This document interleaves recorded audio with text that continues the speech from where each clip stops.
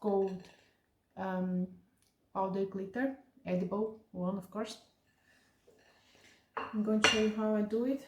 So I have here my powder glitter, gold one, can be any other brand you want to use.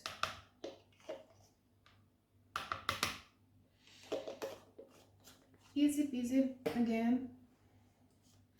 I mix another one because I think this is a bit too light, so I put in a dark one. It's up to you as well.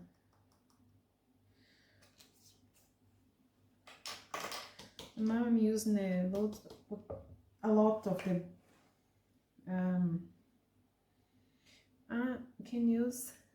can do it, can just throw.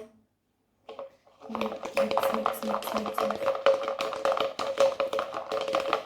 I'm using a lot of see, nearly done, nice and gold. This is a brush I bought just to use on my baking. I don't use anything else, so you can buy one new one and just to use in the bake because it's really handy. I'm using a lot of the macarons in my cake. People keep asking. I think it's so beautiful. Give a bit of glamour, I think, in the cake. There you go, nice and gold.